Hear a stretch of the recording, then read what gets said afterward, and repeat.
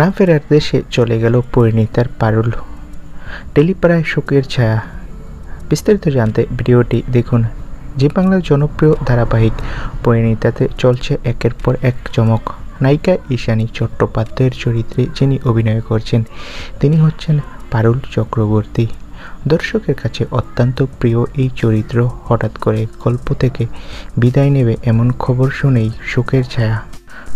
সম্প্রতি সিরিয়ালের পরিচালক একটি মজার behind the scene video share করেন সোশ্যাল মিডিয়ায়, যার নাম দেন বাইক কাণ্ড। বাইক না থাকলেও কুশন টুল আর লাঠি দিয়ে তৈরি হয় ফিল্মি বাইক, আর তাতেই শ্যুট হয় ঈশানী ও উদয় প্রতাপ সিংয়ের রোমান্টিক দৃশ্য। এই ভিডিও ভাইরাল হয় মাত্র কয়েক ঘন্টার মধ্যেই। পরিণীতা এই মুহূর্তে টিআরপি তালিকায় ভালো অবস্থানে রয়েছে, আর সেই সময়ই গল্পে আসছে এক হৃদয় বিদারক মোড়। পর্ব অনুযায়ী ঈশানী মানে পারুলের মৃত্যু, তবে এখানেই আসল গল্পটা বদলে যায়।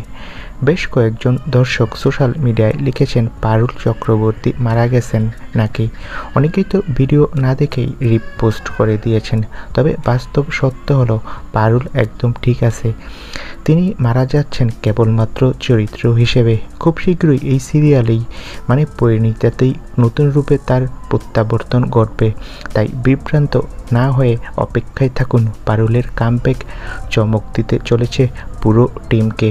সেই সময় নাকি টিআরপিতে প্রথম স্থানেই কামাল করবে পরিণীতা ধারাবাহিকটি। সেইভাবেই নাকি গল্প সাজাচ্ছে পরিচালক। তো বন্ধুরা, খুব শীঘ্রই টিআরপি টপার হবে পরিণীতা, আর গল্পে পারুল মারা গিয়ে আবারও ফিরবে। তোমরা কে কে এই চমকটি দেখতে চাও কমেন্ট করে জানাও। সকলকে